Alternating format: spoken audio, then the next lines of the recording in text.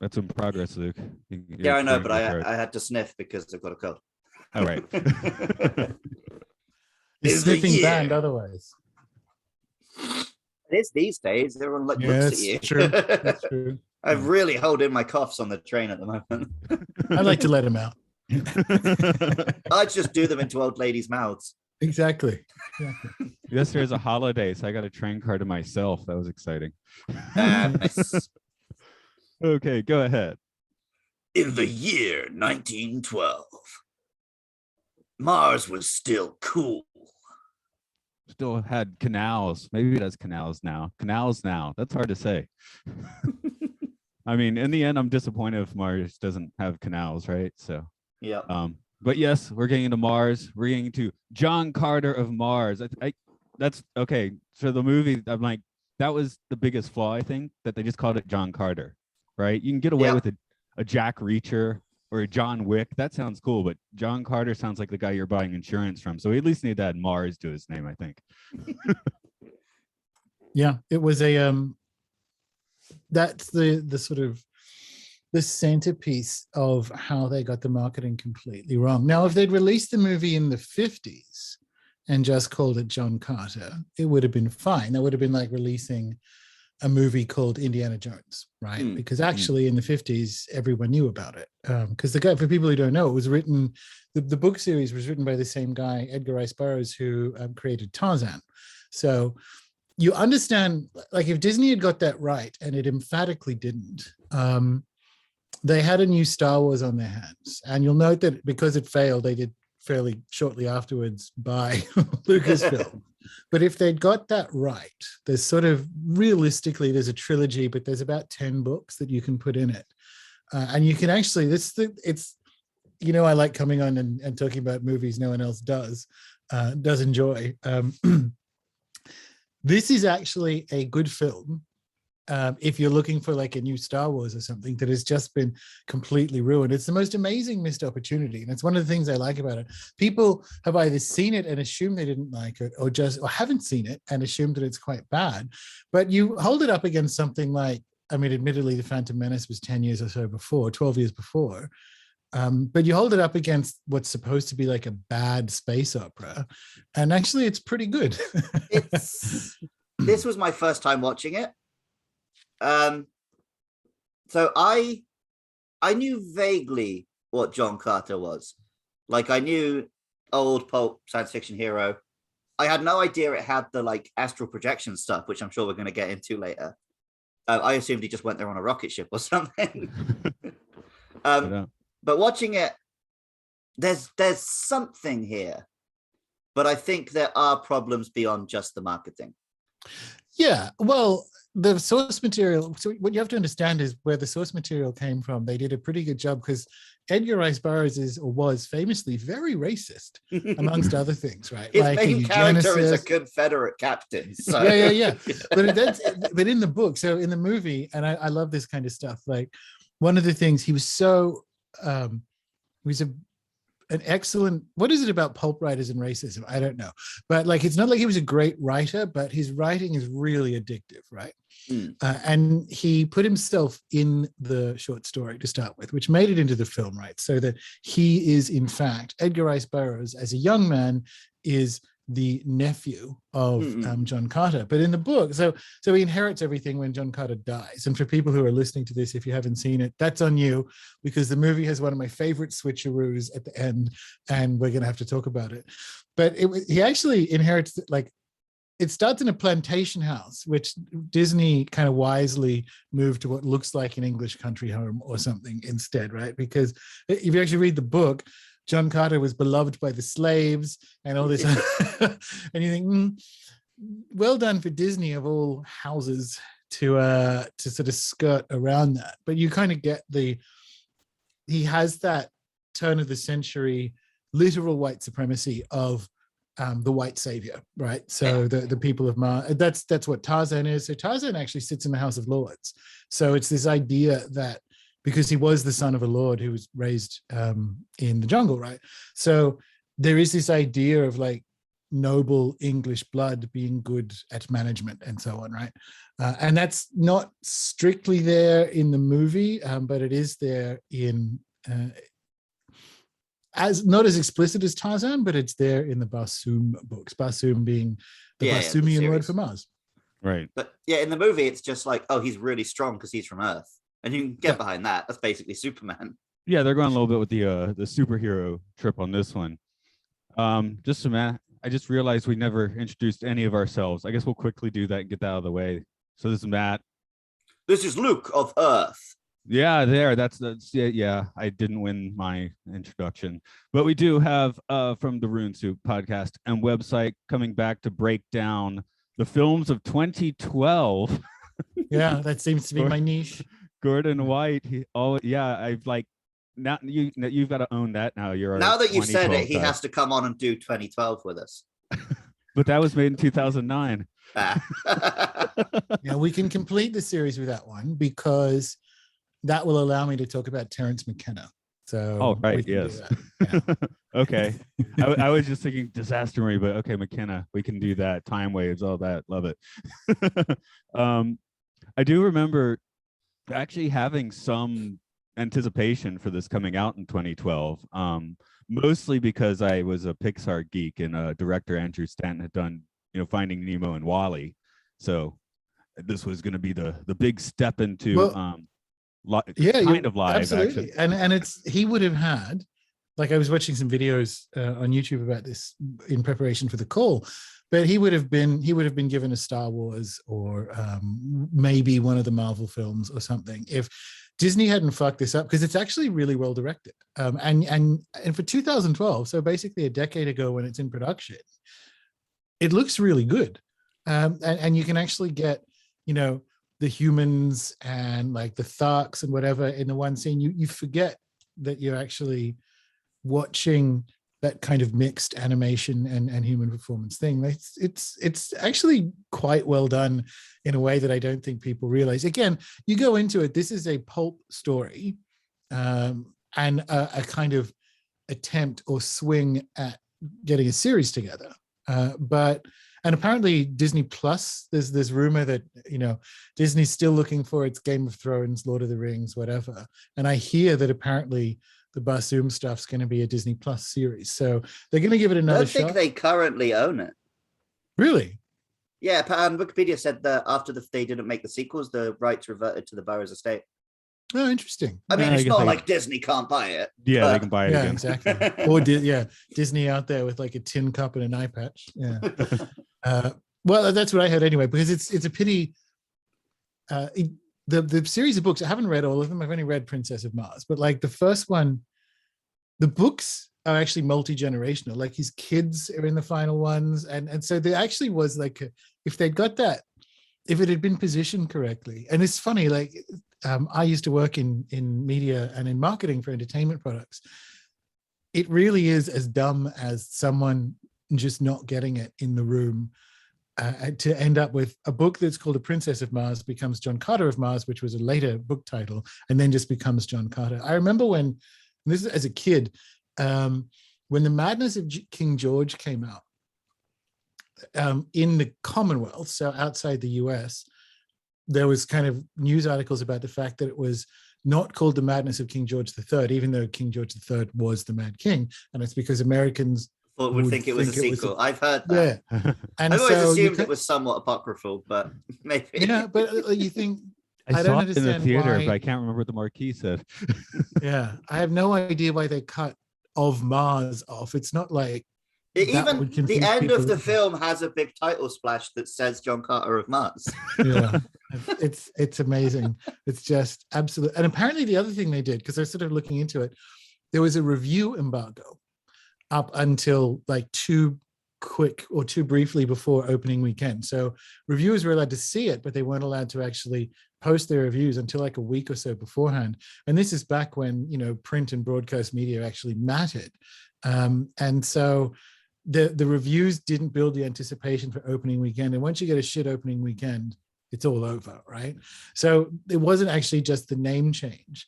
How Disney brought it to market was just an absolute diarrhea bath. And it's a pity. And it's funny because they just spent so much money on it. One of the reasons I like John Carter is not just because it's not just perfectly adequate space opera or space fantasy. ERB invented space fantasy, right? Like we have Star Wars because of these books and him as a crazy ass author. But it was the whole process of bringing it to market to spend so much on it. That was the other thing. Like I was looking at old articles about it. They spent 350 million on it, which was too much. Like that's obvious, right? You got the whole Lord of the Rings for 350 million, I think. So if you'd maybe halved that, the film would have been a massive flop, and they might have actually thought about doing the other films. But I find it kind of interesting. I find it interesting that it's almost cursed in a way. Yeah. They should have distilled it down just a little more and just called it JC. Exactly. Would have been cool. Well, after the John Carter of Mars splash, it then gives you a big JCM logo. Like they were so sure this was going to be a franchise when they were making it. Yeah. I will say, I think this is going to be an interesting podcast because I actually think this film is really badly directed. Really? I think you can tell that he's not used to working with live action actors. Okay, that's fair. Because all the CG characters really pop. Yeah. But all the on-screen actors, and there are some great actors in here, are so flat. So I think the CG actors, so you got Willem Dafoe and Samantha Morton as some of the CG actors, right? Yeah. And they are good actors. Bryan Cranston does a good job, for instance, in terms of like, I mean, he just comes in and Bryan Cranston's it. He doesn't give it any sure, pizzazz. But like, I don't think Lynn Collins or Taylor Kitsch is particularly. They're not bad. I just don't think they're that good. Yeah, but I think. But even I've forgotten his name. The one from Game of Thrones. He's a really good actor. Kieran Hand. I don't know how to pronounce Irish names. Yeah. He's phenomenal in Game of Thrones, but here he has no gravitas. Yeah. Dominic West is McNulty, and here he's like he could have been this great scenery chewing villain, but here he's just this nothing presence. I mean, Mark Strong's Mark Strong. He's great in everything. I felt he looked like kind of a angry Jeffrey Tambor in this one, to be honest. Which was really fun, but Jeffrey Tambor with magical powers. I would definitely. That's the pitch for the next John Carter film. But I think it comes back to what you're saying about having too big of a budget. Like your first live action movie shouldn't be a $350 million extravaganza, right? You cut your teeth directing some small scale stuff to get used to how you direct actors on a set. But do you think you could have pulled an adequate performance out of that anyway, given that the script is like, because I just think you want to see bad acting in a space opera, Hayden Christensen. Right.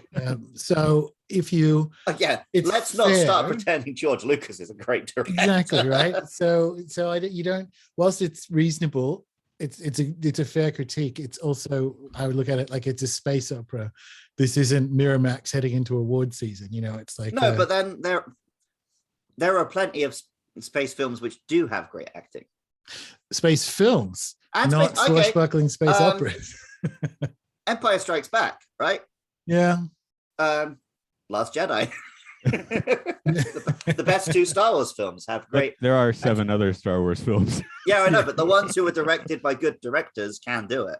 Yeah, I think it struggles with the names are stupid. Even but like we have to realize, Edgar Rice Burroughs invented everything. Like everything, everyone name checks him. Michael Crichton, James Cameron, George Lucas.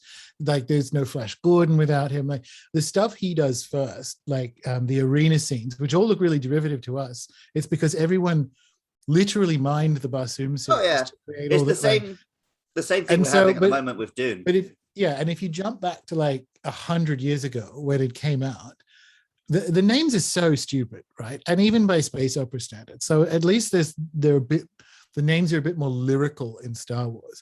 But you have words like Jeddak and just silly names of people, and trying to get that into dialogue, into people's mouths, is never fun as a writer or director. There's a lesson. There's a Yeah. lesson Frank Herbert did not learn then. Well, that's perhaps the error there is, but then again, you bring up Frank, and I think Dune actually did it pretty well. But I think one of the ways to do John Carter is to be a bit more Flash Gordon about it. I think Like so. maybe too. they tried to be a bit too serious here with some stuff that is pretty. We got four-armed green guys and stuff. There are some gags. There are some gags in there, and it does have some fun with it. Yeah, But I don't know if it takes itself too seriously, but it definitely doesn't go necessarily wacky. I think it enjoys itself reasonably well. Like from the Again, very beginning. I did enjoy this film. I liked watching this film.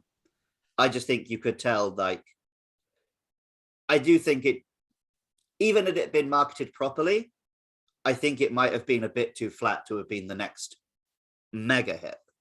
Oh, totally. It's not just the marketing that left it behind, but also it could have grown if it had been given additional films for it, which I think it set up, because no one, like, everyone's adequate.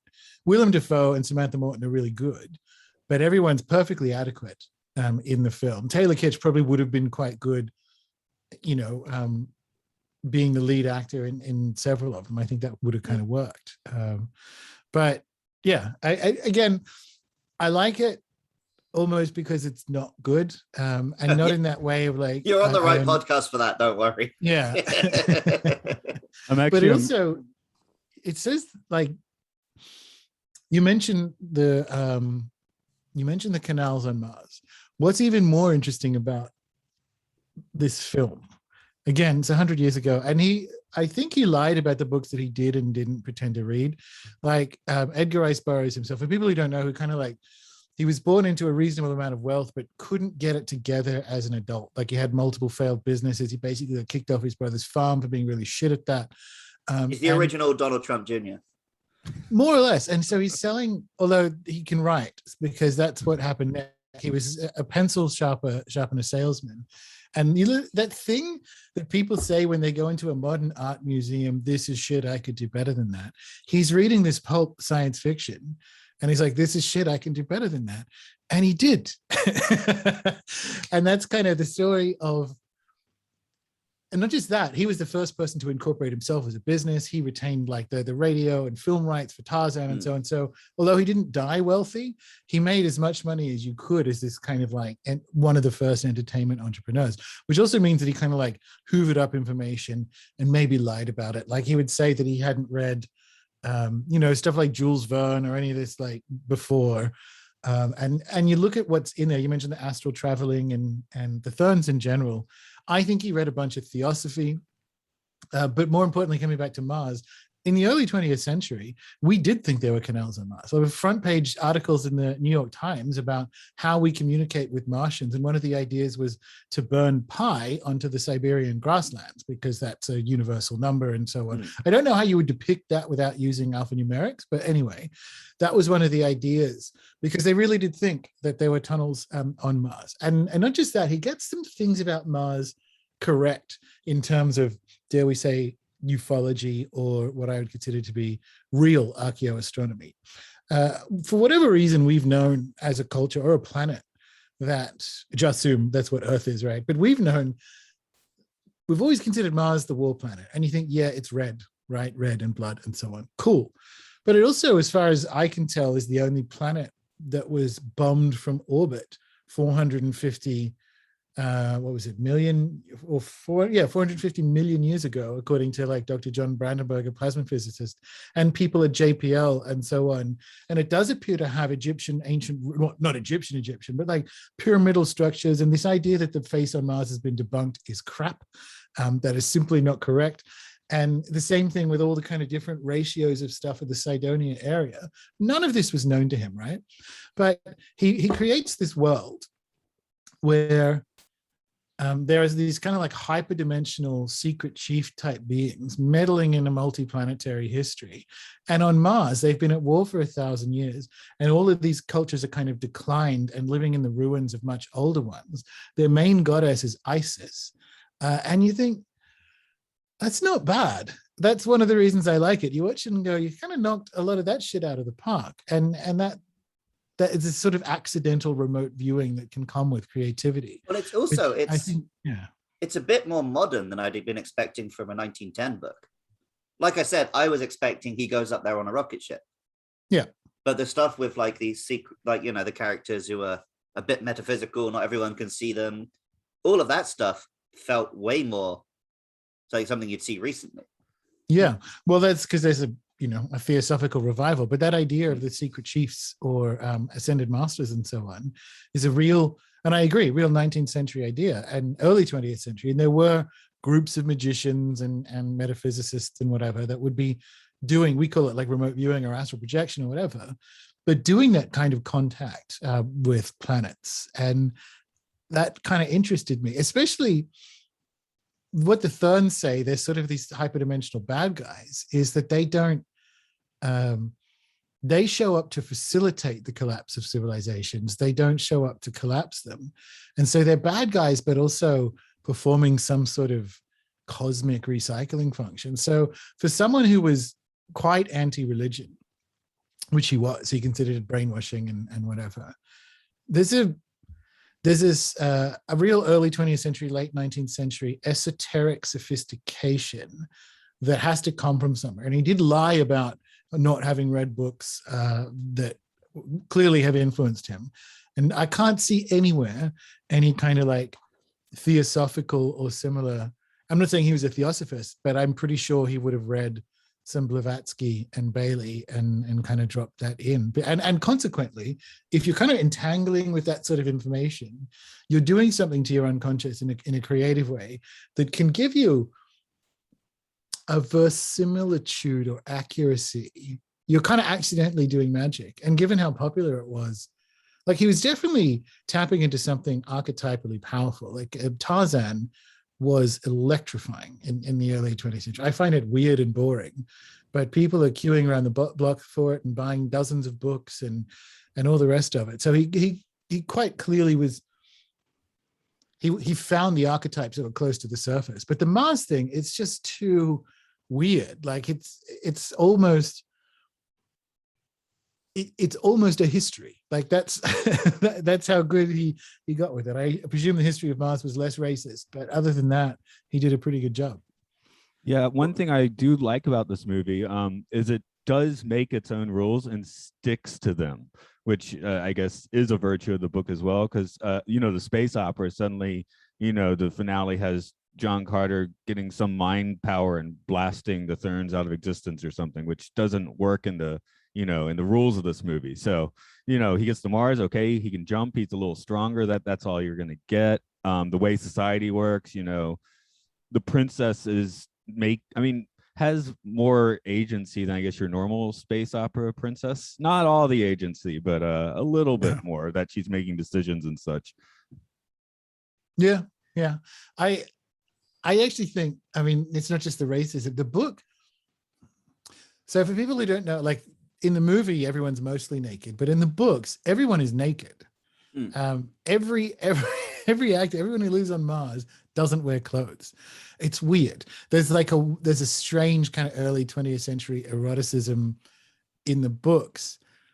They're fighting each other all completely nude and what have you. And in this one, I think they nod to it in a way by making everyone wear the most absurd, scantily clad, like I'm going to go into battle in basically like the G-string from Barat. Like it does seem a bit, but I think they did quite a good job of it. Coming back to the agency thing, I watched some videos of people kind of not defending his white supremacy. That's not the right way of saying it, but kind of going like, for a racist, he was kind of weird because his racism was actually like an understanding of different cultures and some female agency, because in all of his books, there's an element of you have to judge him by the fact he was writing in 1910.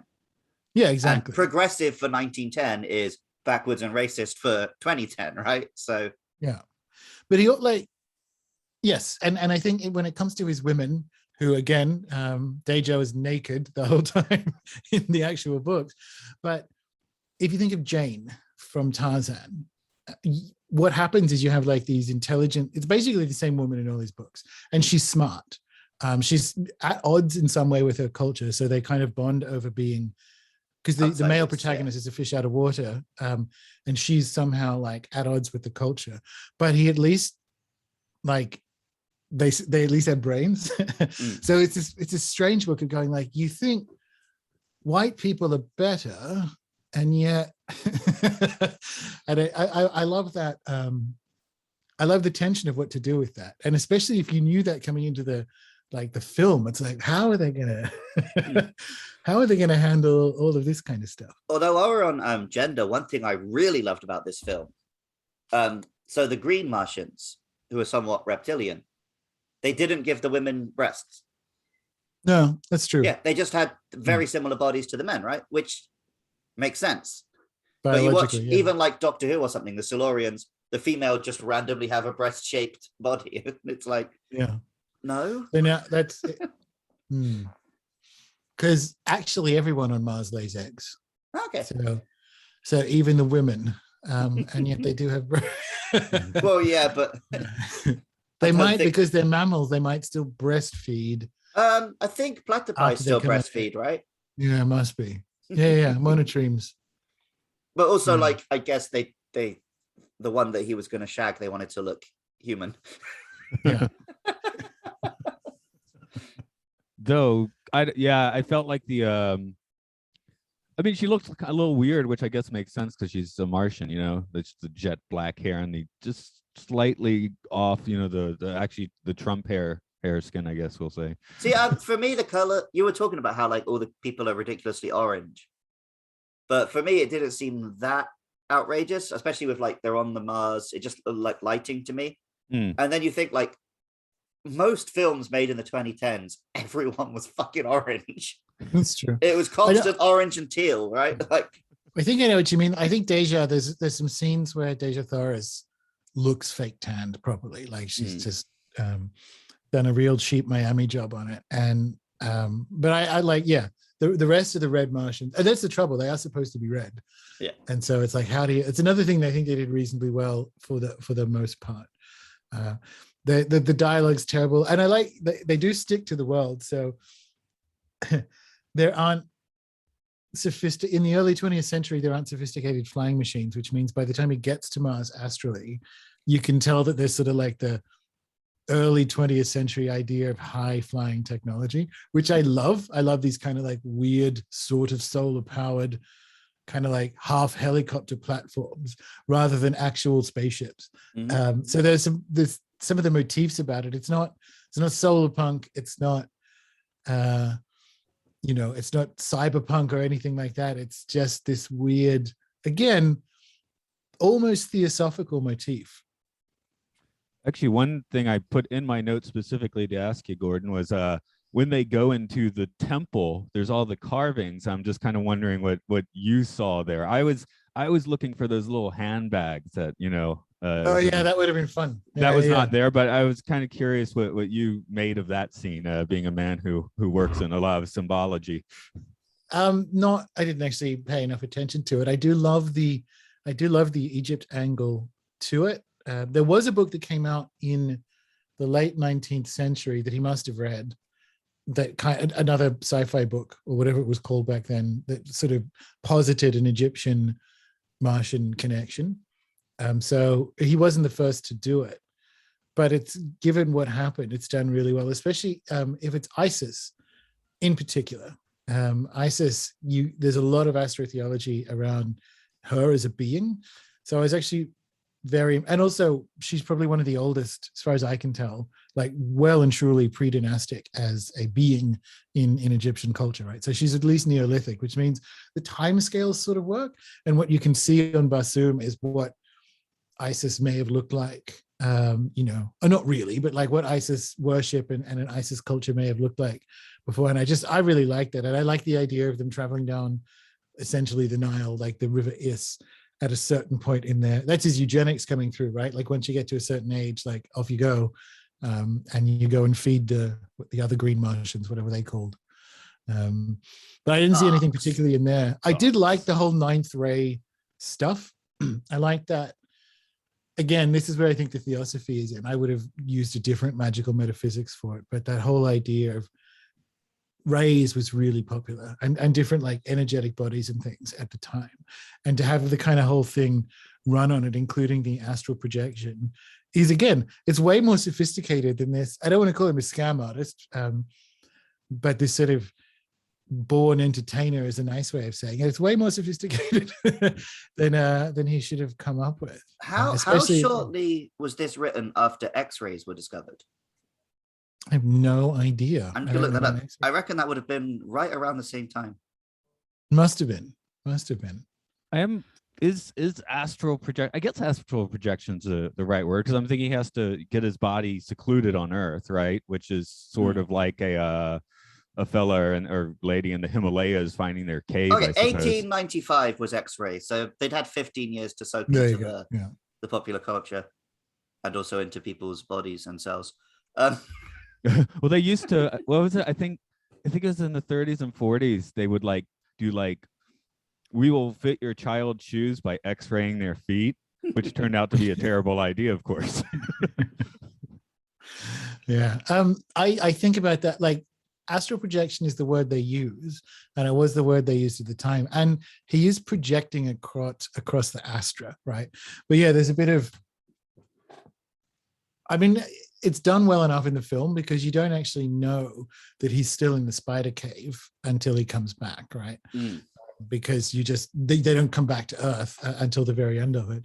But I quite like that idea, and you couldn't really explain it without spoiling what I think is actually a really good, the subsection of twist being a switcheroo at the end. Anything that's that Pirates of the Caribbean, anything like I just watched the second and third films laughing every time it, the switcheroos of it. I thought it was actually a really good ending, and just that kind of real cleverness. And you can't really explain what happens, but I do think about it. I'm like, is this like Cylons? Right? Like, every time you project, do you get another one? Like, is that, and I don't know. But yeah, the right word for it is astral projection, I guess. It's not quite the same thing, Matt, but you had a guest on Oral Hygiene a little while back who was talking about visiting like alien installations and stuff through astral projection. Right. Like, the Uri Geller and the Project Stargate, all that sort of stuff comes to mind. But yeah, in that they are not recreating another. There's not there's not the second body, but there is the idea of like, at this point scientifically, it's seeming less and less feasible that we can literally go back and forth between stars in a ship. So the idea of going through a consciousness is actually feeling more and more like that's the real science fiction rather than fantasy. Yeah, I know what you mean by that. I mean, who knows what kind of black projects actually exist, but we do know that you can accurately get information, like Ingo Swann did, of other planets by remote viewing it, right? So I agree. That's what I mean. It's surprisingly, when you say it's surprisingly modern, it's like, it's actually, obviously it's a novel or novella. And so you can't really have a love interest if you're like a ghost, or you can, the movie Ghost, but you can't really have sex with Deja if your penis. The movie Ghostbusters, right? Like, so you do have to have him be physical. He's not a really good superhero if he doesn't have a body. But like, other than that, I think it's actually, again, it's certainly better than the late 19th. Like, speaking of Jules Verne and so on, it's certainly better than like the sort of Victorian steam-powered interplanetary travel. And that's what I mean. Like, first time I watched it, I'm like, I did not expect that. And then I had to think, like, is this Edgar Rice Burroughs, or was I thinking of like some other 19th century kind of like, did he write Zanoni? And I'm like, no, it really is the Tarzan guy.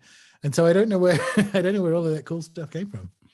So I probably know the answer to this, but did either of you watch the other John Carter film that came out in 2009? No. There was a straight to DVD Asylum, John Carter of Mars. But that one, what's interesting about it is the reason they made it and the way they marketed it was the classic story that inspired Avatar. Yeah. So it's called This Is an Avatar? No, we'll cover that one eventually. But the ending of this film, I mean, I don't know how much it lines up with where the book cuts off. But the ending is the ending of Avatar. Yeah. It's like he accepts to go back to the other body is his real body. It has the shot of him traveling through, and then film ends. Yeah. Obviously, this is what's so weird because I hadn't read the book before I watched the film. And I can't even remember it. I read it pretty much straight after because it's out of copyright, and I just read it on my first ever Kindle back in London. It's not just like I kept watching and going, well, that's from Phantom Menace, and that's from this, and that's from this, and you think, hang on a minute, this came out first, and that's why I wanted to go back to read it to go, has literally everyone been stealing from this one guy for 100 years? And the answer is yes. Ray Bradbury said that he was the most influential writer ever, and not just on fiction writers, but like Bradbury said that he hasn't met like a physicist or a biochemist or anything that hasn't been influenced by Edgar Rice Burroughs. And you think that's kind of interesting. That's what I mean by there is something to this, and there is something archetypal to this rather than an inherent talent in ERB himself, because and my evidence for that is the eerily accurate Mars in a way. Like there's not thugs and whatever on Mars, right? But in this kind of eerily accurate way, it means that he was tapping into something deep, because if you're not actually expressing, you know when someone has kind of tapped an archetypal vein by the impact that they have. And this impact has lasted a century and has like changed the world. It's inspired people to go into astrophysics and all these other kind of fields, as well as change how we understand like science fiction. And that is impressive for a book and an author that like, it's not a masterpiece. This is what I want to say. Anyway, yeah. Sometimes the most in my head, you know what I mean? Like there's something about this, and that's why I want to know that he was a secret theosophist or something, but he wasn't. Well, but I mean, if he was from a wealthy family around that period, even if he wasn't a member of it, he would have been bumping shoulders with guys who were getting into that stuff, right? Presumably. It was just in the zeitgeist at the time. Yeah, presumably. And even living in California for most of his life, again, coming up in Hollywood, you get a bunch of that, this Manly P. Hall stuff, all of that going on. So I agree. I also just think it was in the ether. And as far as like the way he narrativized his own kind of writer's origin story was, even though, and this is a bit mean, even though he had 2 young children at the time, he apparently had a lot of spare time to himself, because selling pencil sharpeners was more like a pyramid scheme where he would manage the people going out selling them. So apparently he just had a nice job, if you can get it, I suppose, to just do nothing but we read. call them so multi-level marketing these days. Exactly. And I'm sure that it's just, if you look at it, it's weird. So Tarzan had a bigger impact on, shall we say, Hollywood or entertainment media or something, right? Because there's been fucking 30 Tarzan films and TV series and radio plays and all the rest of it. And this one less so, like the Barsoom series less so, but it seems to have had like a bigger, again, archetypal or unconscious impact. There's something about it that matches the way people who are interested in things like ufology see Mars. I don't know. There's something. Well, it's like the thing with music. Often the thing which is popular in the day isn't the thing which actually has legs and influences things and you listen to 20 years later. Absolutely. So Tarzan caught fire in the early 20th century because people are very repressed and just coming out of like really puritanical century and like, ooh, here's a man who runs around in his pants who gives into his animal instincts. So yeah, but the science fiction stuff was just seeping into people's minds, and they would go on to iterate and expand. It was kind of a game of century. Pass the baton as well, where like very clearly this had some legs in the teens, and then Flash Gordon kind of picked up the ball to where the second movie serial even is Flash Gordon's trip to Mars, and then it was just all rocket ships and wow, and we get to the 60s and science fiction sort of explodes from there. I think Dune I think Dune was the one which took, because Burroughs, like you said, created science fantasy.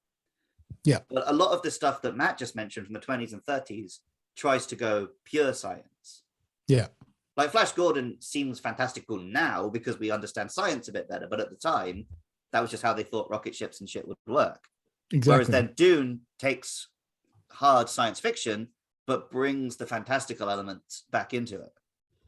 And then that obviously leads to Star Wars and all of that jazz. I think, yeah, that's probably a good read on it, right? So the actual, it's so dumb calling things like Flash Gordon hard sci-fi, right?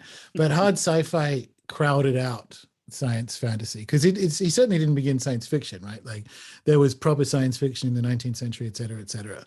But you can make other claims or cases. You can make a case for other stories, but this is a pretty good. You can also make a very solid case that the Barsoom series is kind of like the origin of science fantasy.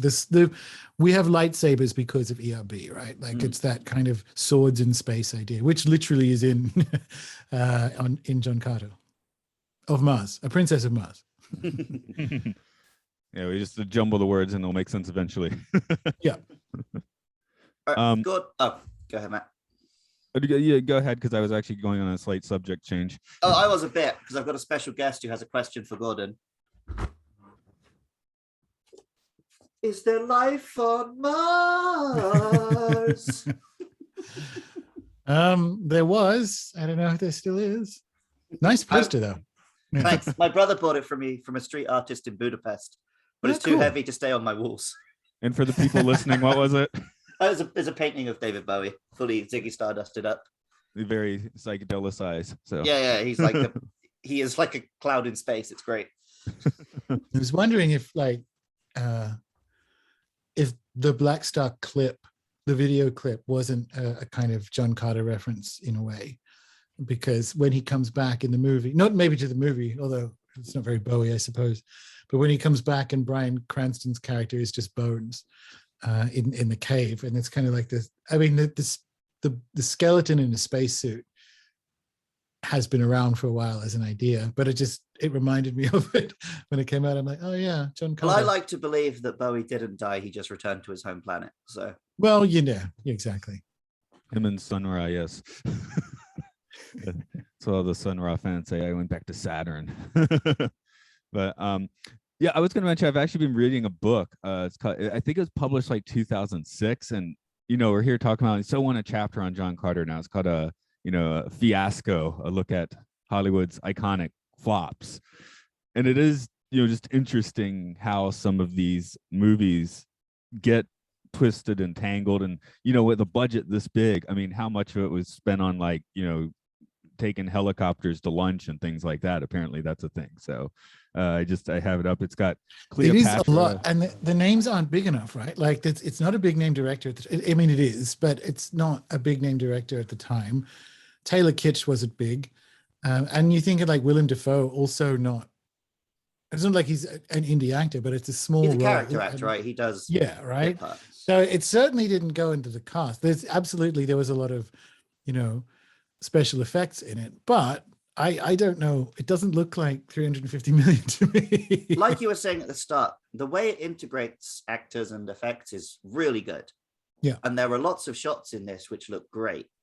And then every now and then there's a shot where I don't know if it's the lighting or the blocking, but it's like, I'm not watching a live action movie. I'm watching a Pixar movie suddenly.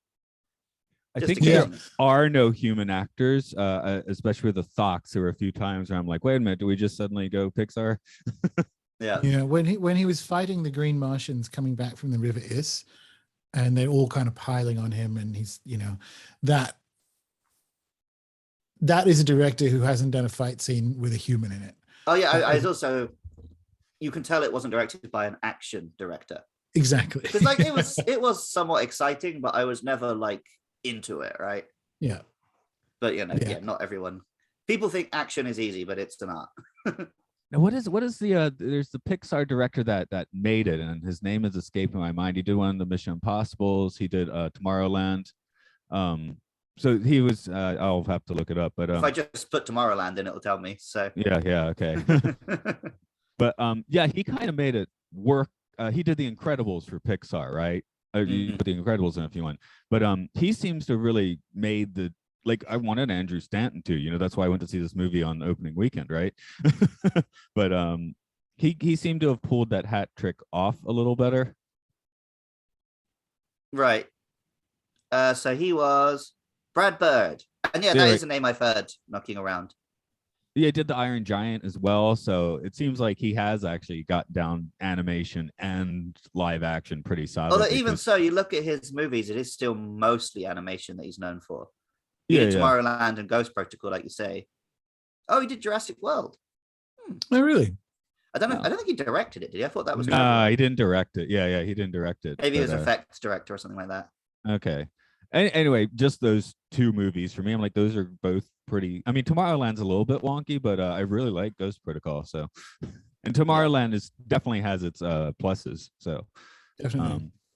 and again, this does too. It is in the end. I think it's the marketing that really, and the bloated, insane budget. So, Well, it makes me annoyed at capitalism because we call this film a massive flop, and it sold like $300 million worth of tickets. Yeah, exactly. Yeah, 73 million US, 211. I looked it up worldwide, and that's tickets. That's not everything else. And again, people still kind of bought DVDs back then. So you think, Yeah. Well, I watched Matt's Blu-ray copy last night. there you go. And you think, yeah, that there's flop and there's flop, right? Especially if you factor in the tax break, it would have made money if it had half the budget and just come out as a 3 out of 5, which is what it is. This isn't a masterpiece. 3 out of 5 space fantasy. Yeah. I'll give it a higher score on the tripometer though. Just paint some actors green for your Tharks and you could shave $100 million off. Yeah, they did on Star Trek. They can handle it here. But where is it? There goes the escaping thought. Yeah. Oh, Russia. It broke box office records in Russia, interestingly enough, according to Really? Wiki. Yeah, it had like a at the time like top opening in Russia. Unfortunately, Russia is not the market where you're going to make back your money, but you make a little bit. It must there. have been something, must have been nothing else on. Like, I can't think of anything culturally why that would. It's probably there's some reason in Russia that we don't know. Like they just changed the way cinemas operated or something. Yeah. Yeah. Because it's not. Yeah. Maybe some censorship law that stopped American films had just been. There'll be some kind of weird nonsense like that. Yeah. Unless, I mean, his books were translated, but I would know. Like, that's not an arrogant statement. Like, we would know if ERB is big in Russia. That would be there. That would be right there on the Wikipedia page, right? So. Yeah. That's cool. That's pretty fun. whoever, like, if you were presumably you got fired, although who knows, but if you were in the marketing department and ruined this film's release, one of the things you'd want to put on your resume is got John Carter to #1 opening weekend in Russia. Well, apparently, like, how do you put your achievements at your time at Disney on your resume? And it'd be that, yep, Russian specialist. One of the head guys at Disney quit over this, even though he'd taken up the position while it was already in production. Apparently, he cancelled quite a few films that seemed like they were going to be bloated, waste of money, but he didn't cancel this one. Well, Andrew Stanton then, like you the... say, shortly after this is when they buy up Marvel, they buy up Star Wars, and they do that big push. Yeah, it's like we can't make our own, so we're going to buy everyone else's. Buy everyone else's, yeah. It looks. I've worked in media. It's literally that. That's the play. Like, you either buy in growth or you grow organically. Well, and you try organically first. So many stories where Disney has been producing a film, discovered that a similar film was being made at another studio, and just bought it and buried it. Yeah, we used to have the twin films come out all the time, right? Armageddon, Deep Impact, Prestige, and Illusionist. Yeah, I mean that we'd go on all day with that, but yeah, I guess now it's Disney buys the other one. Yeah, but you can't just give one example. You've always got to give at least a couple. Yeah. Okay. Good point. Yeah. Well, that's why you get like Ready Player One, where it's got all these different franchises in it, and it's like 3 studios. Oh, you just said it again. Yeah, I know. Well, we're talking about how much I hate capitalism and modern culture, so I'm allowed to bring up Ready Player One. I will say the one series that did start with Disney. I was always disappointed the Narnia series hit a brick wall. They got like 3 out. It was about to get way Christian after those 3. Yeah. Okay. I did read the books way back in the day. I think because I was being sent to a church summer camp, but right. Yeah. No, just my daughter was like 2 or 3 when the first couple came out, so we were kind of following along. Just, hey, the fourth one never showed up. What's up?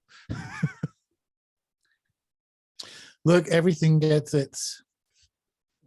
get its turn having a disappointing woke streaming resurrection.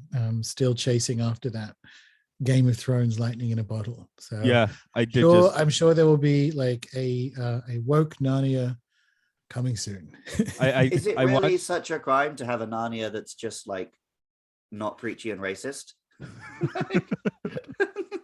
Look, hey, speaking of, like, John Carter managed to turn it around in the halcyon days of 2012, so you could do it. But I just bristled at the use of woke as a complaint, man. I think it'll be a different kind of preachy and vegan Turkish delight. Yeah, I just put on the I watched the first 2 of the Foundation they just did. The first one I was like, hey, this is kind of cool. The second one was like, what's happening? And then I never watched the third one. So, there's a streaming for everything. I think that was Apple's big push to become a streamer. I didn't even know that existed. But then I didn't know Wheel of Time had started until I didn't know that until I saw like some YouTube video came up like, oh, all the Easter eggs in Wheel of Time episode 1. I'm like, excuse me? Yeah. Yeah, I'm gonna sit down. Apparently, the reviews again, it's not. Well, we can but hope that Amazon pulls it out for its Middle Earth series, but I don't think they will. Not based on how people have responded to Wheel of Time. Yeah, I'm really out of touch with pop culture living in Japan. Yeah, I'm very happy with that. I find that out. Yeah, I find that out opening up Prime to watch some nonsense or other. Like, it's certainly not pop culture stuff. Pop culture is terrible at the moment. But look, I actually think John Carter belongs in the world of streaming. Like, they gave it a shot. Again, 2012 is a good time to sort of hope you can get a Star Wars style big cinema or Marvel style big cinema franchise. Probably not, but I hope someone does a good job of it in streaming land, because there are 10 books. That's 8 or so series. It might actually be good. But then I think the reason pop culture is in a bad place is because no one's making any original stuff. Yeah. So maybe another remake of a 100-year-old book isn't the answer.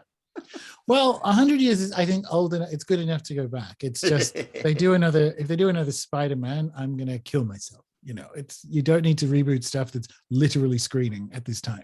But I think there's John Carter in the same way. John Carter, like, kind of belong as a character, should be co-equal with Tarzan, and isn't. And I think he's waiting for that kind of like reasonable treatment. Yeah, it's kind of interesting when we did the Flash Gordon a few years ago, and we're like, yeah, you can't really remake this now. Ming the Merciless himself is kind of a major sticking point, but yeah, you can still do John Carter with a few tweaks. Like saying you can't really do Tarzan like that. I think, when was the last time we got a new Tarzan? It was only like 10 years ago, right? There's an animated Disney one, I think. That was there was a live action one a little after that as well.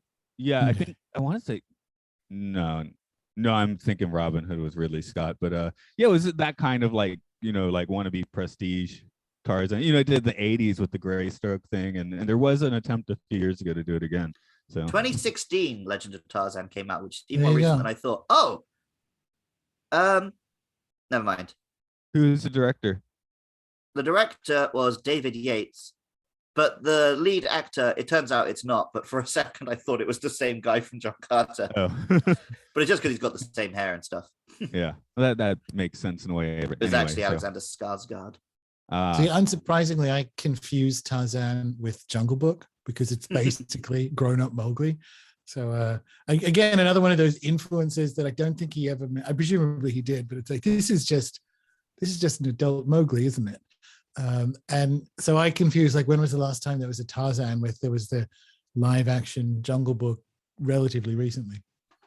Whereas, well, of course, we all live action with quotations. At least that one had an actor in it. It's more live action than Lion King was. Yeah. But no, we all know the best live action Tarzan was George of the Jungle. Oh yeah, Brendan Fraser. Yes. I always had a soft spot for the Blast from the Past movie. I don't know why. I know it's crap, but I still like it. Ever see that? Is that another Brendan Fraser one? Yeah, his parents in the 60s, they all went to their Cold War underground bunker because they thought the bombs were dropping, and 30 years later they come out and it's just like 1995. Well, somehow after searching Tarzan, Google knew within 3 letters I was searching Blast from the Past. Okay. So someone else has had this exact train of thought before. Before we wind down too much, I just want to give the floor for any final thoughts on John Carter, because Luke's got to go get more swole at the gym, and I guess got to start my journey soon. But any final musings on this one? I mean, this was the perfect Matt and Luke Sci-Fi Sanctuary film because it's based on a absolute classic of sci-fi. It's a huge flop, but it had some really like admirable elements. And it weirdly gets into a bunch of weird metaphysical meditational Matt shit. So I very much enjoyed it, but yeah, it's not, I'm not going to rewatch it again tomorrow night. You know what I mean? But we can certainly have a conversation about for an hour that's hopefully interesting if you haven't turned off to this podcast already. Gordon, oh, go ahead. I think that's really well said, and I would just add that for me, if you like, so there are Mars movies that have come out in the Red Planet and so on, that have had NASA involvement and Faces on Mars and all this kind of weird stuff, right? And if that's always interested you, check this one out because it's 100 years old and got some stuff. Like if you want to go, that's weird about Mars and our history, and if you're kind of into that sort of vaguely ancient alien sort of world, this is a really fun film to watch. And then if you want to dive even further, the book's out of copyright and really short, and you can just find it online and go, I'm just going to see how that is. But yeah, I think it's not a masterpiece. I think it, and that's what I want for people who haven't seen it. Think about this story changed the 20th century, and that just raises further questions, I think. Yeah, I woke up this morning like, oh crap, I forgot to read the book, so oops, but I probably will. I wasn't that interested in reading the book until I finished the film, and then I was like, I kind of wish I'd watched this in time to have a little squiz at the books. But yeah, I like all that I've got on my Kindle is old out of print science fiction. So this will go nicely on that list. Right. So yeah, Gordon, I think I mentioned you by email. I have my dad is now directing church traffic. 72-year-old father's directing church traffic with a Fortune Fool's Chaos Star hat. Very good. Episcopal Church. But can you tell folks how to get into that or in Rune Soup and all that? Yeah, sure. Everything's at runesoup.com. So that's the blog and the podcast. And as you just mentioned, we have like a Lenormand project going on where we're creating a Lenormand Oracle deck, 1 card a week, and we're coming towards the end, and it's been really fun. And definitely, yeah, interesting stuff there. And I have been getting your podcast in here and there recently, so it's kind of fun. Cool. Luke, you want to do our thing? Okay, if you've enjoyed this podcast, you can find it on Twitter at MLSFS123. We're also on Facebook, YouTube, Apple Podcasts, Spotify. Just search Matt and Luke Sci-Fi Sanctuary.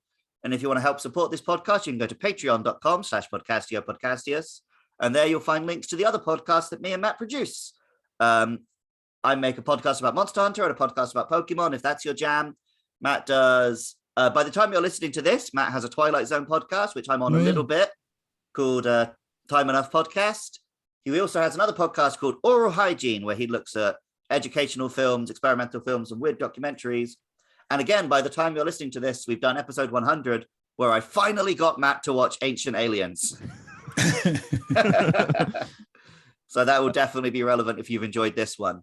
And if you want to hear more of my voice and you are interested in Pokemon, I've started streaming. So go to twitch.tv/LukeLovesPKMN, Friday and Saturday nights from 8 p.m. UK time. Okay, everyone grab hold of your medallion. We're blasting off to Mars. I should have memorized the thing he says. But just say what you think he said. I thought it sounded like Klingon. Hooper duper Viras Bassoon. Oompa loompa doopity doo. Again, Gordon, thanks for coming in. I'm gonna be posting this the first week of January, and I'll get the links off your way then, because we're doing our Matrix month for December, because for the new Why Matrix. not? And Yeah, why not? follow that. Nice one. All Okay. right. Well, then, Happy New Year to everyone listening. Okay. Have a groovy one. Luke, stay on for a minute because I'm going to make you read your plot summary. Okay. Okay. I was wondering if you want to try and squeeze that in somewhere. Yeah. Okay. Have a good one then. Peace. See ya. Okay, I closed Okay. it already.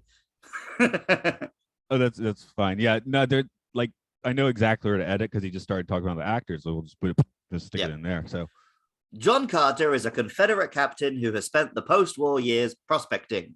After discovering an ancient artifact in a cave, he became interested in archaeology until the day he dropped dead and left everything to his nephew. Reading John Carter's journal, his nephew discovers that what the captain had discovered was a ticket to Mars, a planet the Martians called Bassoon. While his body lies dead on Earth, another John Carter swashbuckles on the red planet. On Mars, Carter is captured by the Tharks, rescues a princess, helps her escape an arranged marriage to a warlord, defeats the warlord, discovers the warlord was a puppet of the enigmatic beings known as Therns, and gets banished back to Earth. Carter's nephew unwittingly brings a Thern right to John Carter, who has been faking this particular death. John Carter kills the tail, steals a medallion, and gets his ass back to Mars. all right. Do you want your fuck edited or not edited? I would like it if you edited it. Okay. Edited it. I live in an enemy. Yeah. Sometimes it's fun to leave it in. Oh You yeah. can leave this in at the end if you want. Yeah.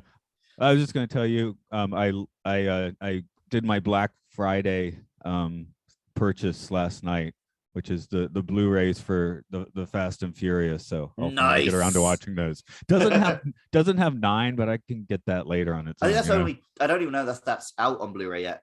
It was. Okay. Yeah, I almost got it, but I was like, it's, with the shipping, I can probably get that one in Japan, or now that I bought 8, I don't feel too good about just getting the 9. You're gonna have a while before you get to 9. I expect with the rate you watch films. Right. Well, I might start in the middle, as I think you mentioned. Yeah, but if you've got them all, well, yeah, but I don't know how much you're into just very standard action films. Yeah, I want to watch The Insanity first. The first one is just Point Break, but with cars. That's not the worst thing, but Second one's a little insane. Just it feels like Tokyo. an 80s movie. No, third one's Tokyo, and I guess you'd be into that because it's dumb Japan shit.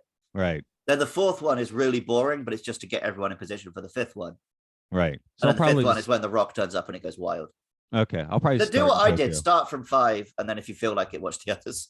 Okay. Tokyo is just unrelated. Like Vin Diesel has a cameo at the end, but other than that, it's just its own characters. Well, it's a It's franchise just a that didn't have to mad make sense. franchise, man.